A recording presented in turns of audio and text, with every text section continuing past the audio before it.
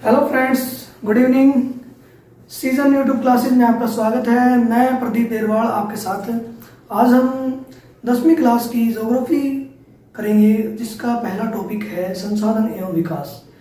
ये जो टॉपिक है आज का, वो एनसीईआरटी की बुक से करवाया जाएगा। एनसीईआरटी का जो सिलेबस हमने पहले ही बताया था आपको कि हमारा जो टॉपिक रहेगा, जो भी हम काम करवाएंगे, वो 6वीं से 12वीं तक एनसीईआरटी बेस का काम करवाएंगे। क्योंकि एनसीईआरटी सबसे महत्वपूर्ण इसलिए है क्योंकि आपकी जो कम्पिटिटिव एग्जाम की जो तैयारियां, उसमें आपके लिए सबसे महत्वपूर्ण क्लास है एनसीईआरटी की रहती है। तो इसी विषय पर हम आज करते हैं संसाधन एवं विकास। संसाधन क्या होते हैं, पहले हम चर्चा करते हैं संसाधन क्या होते हैं। संसाधन हमारे पर्यावरण में उपलब्ध है, यानी हमारे जो पर्यावरण है, आसपास का जो आवरण है हमारा, हमें जो चारों तरफ से घेरे हुए है, उपलब्ध प्रत्येक वस्तु क्या है, हमारे पर्यावरण में उपलब्ध प्रत्येक वस्तु जो हमारी आवश्यकताओं को पूरा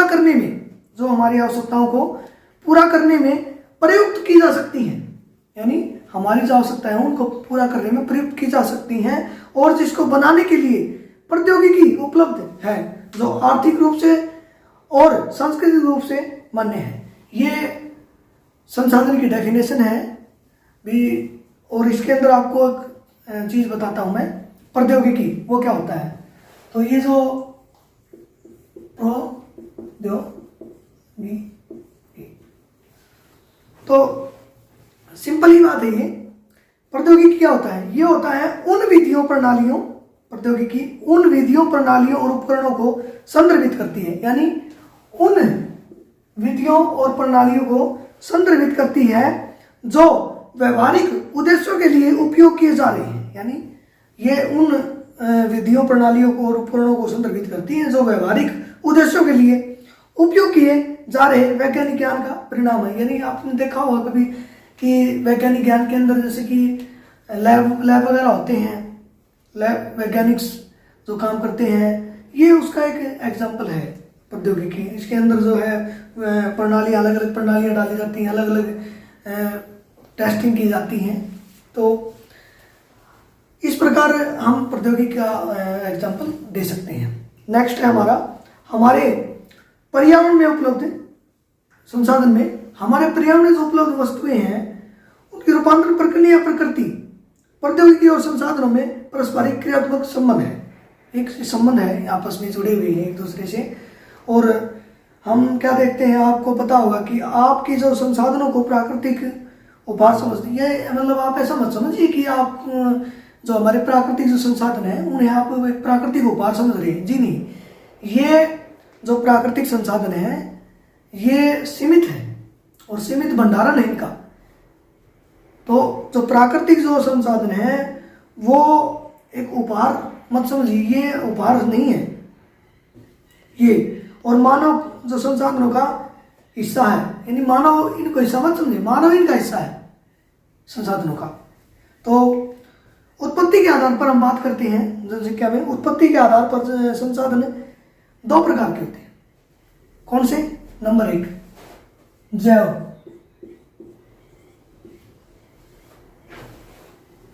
उत्पत्ति के आधार पर संसाधन 2 प्रकार के होते हैं, जैव और अजैव।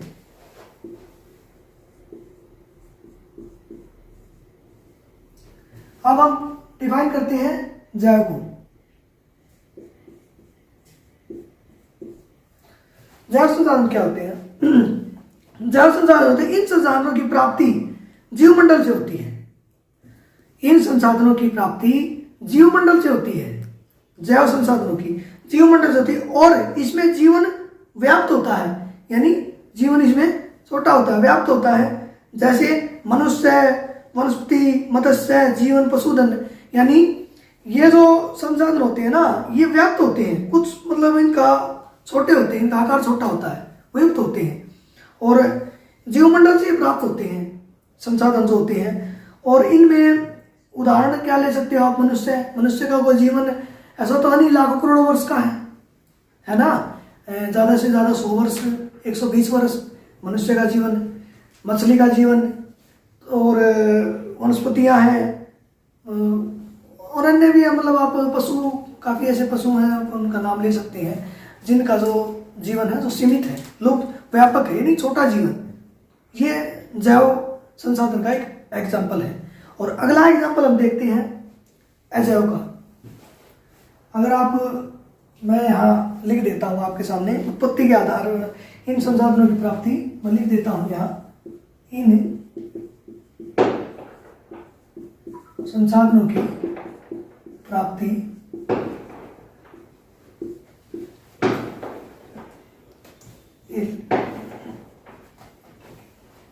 जैवमंडल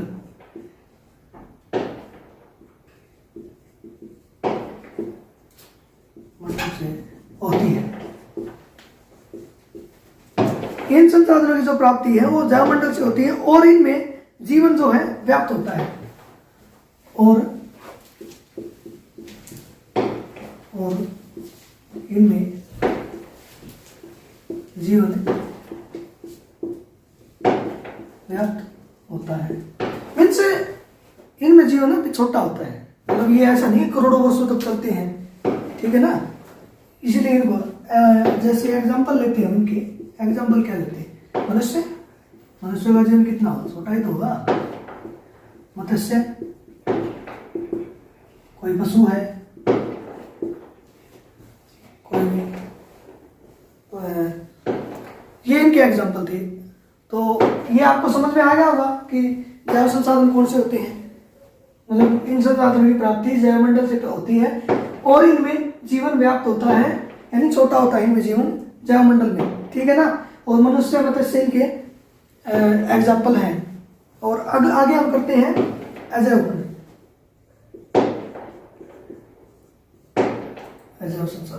संसाधन। इसमें क्या होता है, वे सारे संसाधन जो निर्जीव वस्तुओं से बने होते हैं, यानी वे सारे संसाधन जो निर्जीव वस्तुओं से बने होते हैं, वो सजीव नहीं होते, वे निर्जीव वस्तुओं से ही बनते हैं। वे संसाधन होते हैं जो निर्जीव वस्तुओं से ही बनते हैं और निर्जीव होते हैं। समझे मेरी बात, मैं दोबारा बताता हूं। वे संसाधन जो निर्जीव वस्तुओं से बनते हैं, मैं लिख देता हूं, ध्यान से देखिएगा। वे संसाधन जो निर्जीव, मैंने दोबारा बताया, वे संसाधन जो निर्जीव वस्तुओं से बने होते हैं, वे संसाधन जो निर्जीव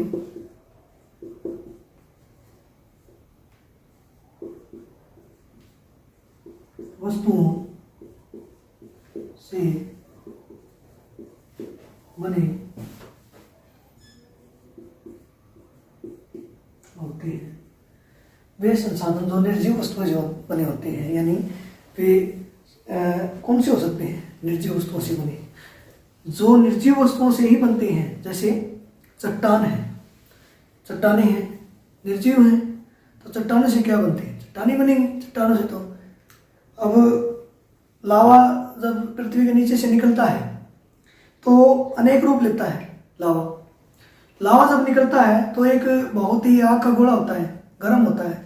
तो जैसे ही वो निकलता है ना, उस समय तो आग का गोला होता है, लेकिन जैसे ही वो अपना रूप चेंज करता है, ठंडा होता है, जैसे जैसे ठंडा होता जाएगा वैसे वैसे उसका रूप बदलता जाएगा और वो एक पर्वत का रूप ले लेगा, एक कटोरा टाइप झीलों का रूप ले लेगा, मतलब छोटे छोटे पहाड़ियों का रूप ले लेगा। जहाँ जहाँ वोल्केनिज्म जो हमारे ज्वालामुखी हैं, जहाँ जहाँ छोटे ज्वालामुखी निकलते हैं, वहाँ छोटे पर्वत तैयार हो जाते हैं। तो मीन्स ये है कि ये वे संसाधन होते हैं जो निर्जीव वस्तुओं से बनते हैं और निर्जीव वस्तुओं से तो निर्जीव वस्तुएं बनेंगी, जैसे अपने चट्टान हैं, पर्वत हैं, धातुएं हैं। तो इसका एग्जाम्पल क्या लेंगे, जैसे लिखेंगे, जैसे चट्टान, पर्वत भी लिख सकते हैं, धातुएं भी, ये इसके एग्जाम्पल थे। तो एक बार फिर दोबारा से देखेंगे इसको हम। अजैव संसाधन कौन से होते हैं, वे संसाधन होते हैं जो निर्जीव वस्तुओं से बने होते हैं और वे कौन से होते हैं, चट्टाने हैं, पर्वत हैं, धातुएं हैं। तो गाइस यहाँ तक मेरे ख्याल से समझ में आ गया होगा आपको। तो आगे बढ़ते हैं हम अब नेक्स्ट मैं इसको साफ कर देता हूँ, क्योंकि साथ के साथ में साफ करना भी जरूरी है। तो गाइस आगे हम कर रहे हैं, इससे आगे नेक्स्ट हमारा जो इस पहले जो चैप्टर में हम चैप्टर वाइज ही कर रहे हैं बिल्कुल। आप अगर एनसीईआरटी बुक देखोगे 10वीं क्लास की तो उसमें आपको ये दिया मिलेगा, लेकिन बिल्कुल एक सीरीज में नहीं दिया मिलेगा। बताया है उन्होंने भी इसमें, लेकिन मैं आपका कंसेप्ट क्लियर कर देता हूँ, आपको बताने की कोशिश कर रहा हूँ, जैसे कि आप देख पा रहे हैं। अगला हमारा जो टॉपिक है वो है नवीकरणीय और अनवीकरणीय संसाधन। इससे अगला है नवीकरणीय और अनवीकरणीय। आपने पढ़ा भी होगा 10वीं क्लास से पहले नवीकरण और अनवीकरण संसाधन। तो पहले हम पढ़ते हैं नवीकरण संसाधन। तो बेसिक सा बात है, नवीकरण संसाधन कौन से होते हैं? नवीकरणीय संसाधन वे होते हैं जिन्हें भौतिक, रासायनिक या यांत्रिक प्रक्रियाओं द्वारा पुनः उत्पन्न किए जा सकते हैं, उन्हें नवीकरणीय संसाधन कहते हैं। मीन्स ये वे संसाधन होते हैं जो दोबारा से वे संसाधन जिन्हें भौतिक, रासायनिक और यांत्रिक प्रक्रियाओं द्वारा पुनः उत्पन्न किया जा सकता है, उन्हें दोबारा बनाया जा सकता है। भौतिकी प्रक्रियाओं द्वारा, यांत्रिकी, रासायनिक प्रक्रियाओं द्वारा, यानी मनुष्य मानव निर्मित होते हैं। ये वे संसाधन होते हैं जो मानव निर्मित होते हैं और दोबारा बनाए जा सकते हैं। एक तो प्राकृतिक होते हैं, एक मानव निर्मित होते हैं।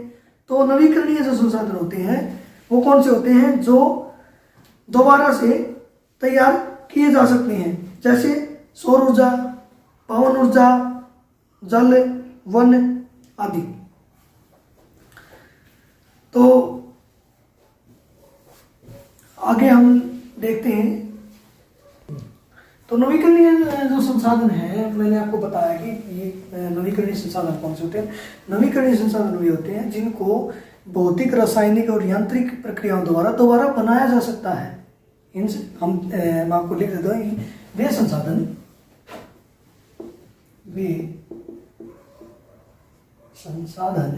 कौन से? वे संसाधन जिन्हें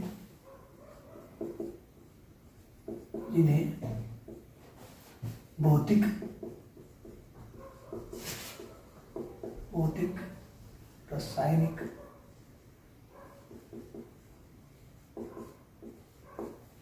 रासायनिक या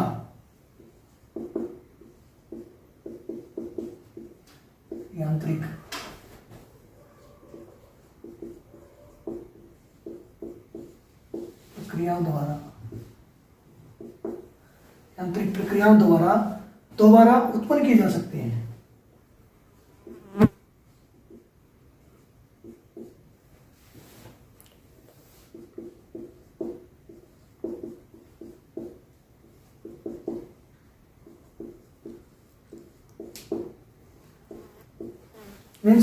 इसको समझने की कोशिश करते हैं। अब हम वे संसाधन जिन्हें भौतिक, रासायनिक या यांत्रिक प्रक्रियाओं द्वारा उत्पन्न किए जा सकते हैं। मीन्स मानव निर्मित संसाधन होते हैं। ये मनुष्य अपनी आवश्यकताओं की पूर्ति के हिसाब से इनको तैयार करता है। क्यों करता है? क्योंकि अनवीकरणीय जो संसाधन है वो खत्म होते जा रहे हैं। अब अनवीकरणीय संसाधन तो लाखों करोड़ों वर्ष में तैयार होते हैं।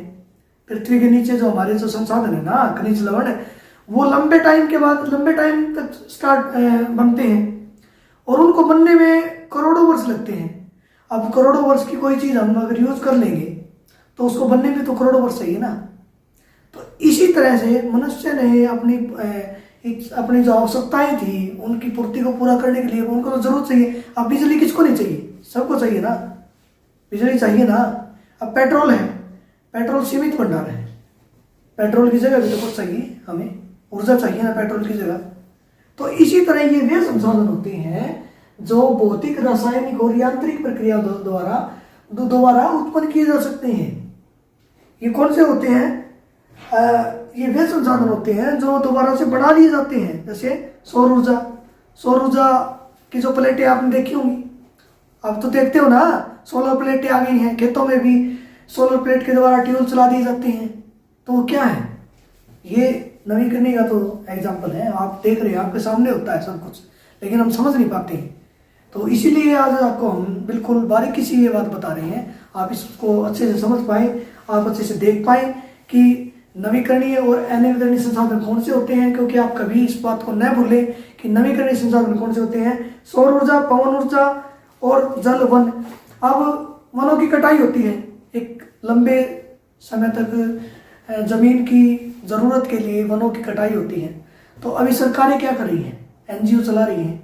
एनजीओ किस लिए चलाए जाते हैं, ज़्यादा से ज़्यादा पेड़ लगाइए, ज़्यादा से ज़्यादा वन लगाइए। तो पेड़ों, जब ज़्यादा से ज़्यादा पेड़ लगेंगे ना, तो वन लगेंगे, तो ऑटोमेटिकली वहीं दोबारा से वन तैयार हो सकते हैं ना। लेकिन जो धरती के जो नीचे खनिज लवण है, अगर वो एक बार हमने प्रयोग कर लिए, एक बार हमने यूज कर लिए, तो वो तो उनको तो बनने में मतलब करोड़ों वर्ष लगेंगे ना, उनको तो करोड़ों वर्ष लगेंगे। तो ये जो है, इसके एग्जाम्पल मैं बता देता हूँ आपको। जैसे सौर ऊर्जा, इसका एग्जाम्पल है सौर ऊर्जा, इसका एक अच्छा एग्जाम्पल है। सोलर प्लेटें आप देखते हैं, सोलर प्लेटें अब आ गई हैं, आपके सामने ही है, देखते हो कैसे, मतलब आज लाइट की आवश्यकता नहीं है, सोलर प्लेटें हैं, क्योंकि सूर्य की जो ऊर्जा है वो चार्ज करती है सीधा उनको। तो ये एक अच्छा संसाधन है, हमारे वैज्ञानिकों द्वारा तैयार किया गया है अपने फायदे के लिए, अपने आगे के फ्यूचर के लिए। ये नवीकरणीय संसाधन, इसका एक एग्जाम्पल है। और पवन ऊर्जा,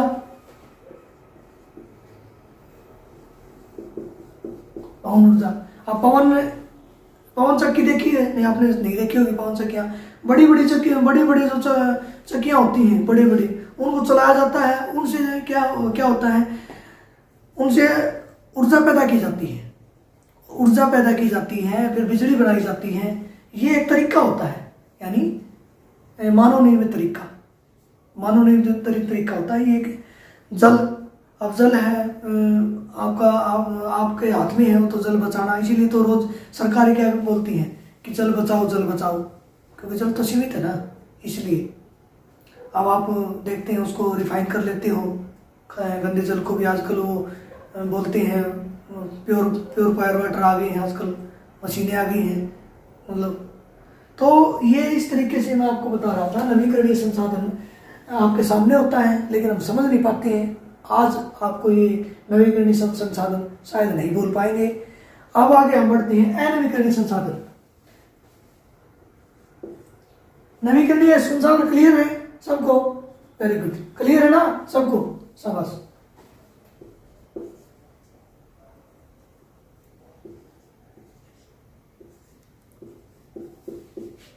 अनवीकरणीय संसाधन। अब अनवीकरणीय संसाधन पे जब हम आते हैं, अनवीकरणीय संसाधन पे, ये वे संसाधन है जिनको पुनः उत्पन्न नहीं किया जा सकता, मीन्स जिन्हें पुनः उत्पन्न नहीं किया जा सकता। इन संसाधनों का विकास एक लंबे भू वैज्ञानिक अंतराल में होता है।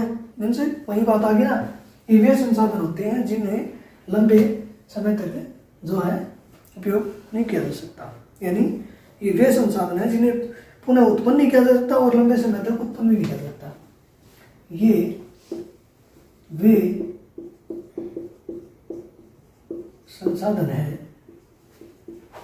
जिन्हें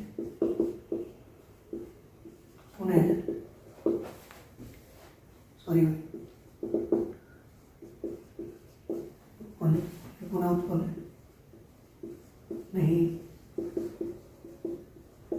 किया जा सकता। यानी ये वे संसाधन होते हैं जो पृथ्वी के नीचे से दबे होते हैं और जिन्हें बनने में करोड़ों वर्ष लगते हैं, करोड़ों वर्ष लग जाते हैं इन्हें बनने में। नीचे जो पृथ्वी के नीचे खनिज लवण है, पेट्रोलियम है, तो उन्हें बनने में जो करोड़ों वर्ष लगते हैं। और ये सीमित मात्रा में होते हैं, इनका भंडारण होता है सीमित मात्रा में। सीमित मात्रा में कैसे? अब नीचे है, हर जगह तो पेट्रोल है नहीं। अब जैसे इराक ईरान की भूमि के नीचे पेट्रोल है, तो वहाँ से सभी देश खरीदते हैं, वहाँ से खरीद के लेके आते हैं। तो अब वहाँ जो तेल के भंडारण है वो भी तो सीमित है ना, ऐसा तो है नहीं वो निकालते रहेंगे। वो सीमित भंडारण है और और सीमित भंडारण अनविकरणीय होते हैं, यानी जिन्हें हम दोबारा बना नहीं सकते, दोबारा हम तैयार नहीं कर सकते, वे एक सीमित भंडारण में होते हैं। जैसे खनिज, जीवाश्म ईंधन, एग्जाम्पल ले लेते हैं, जैसे खनिज, पेट्रोलियम, जीवाश्म ईंधन।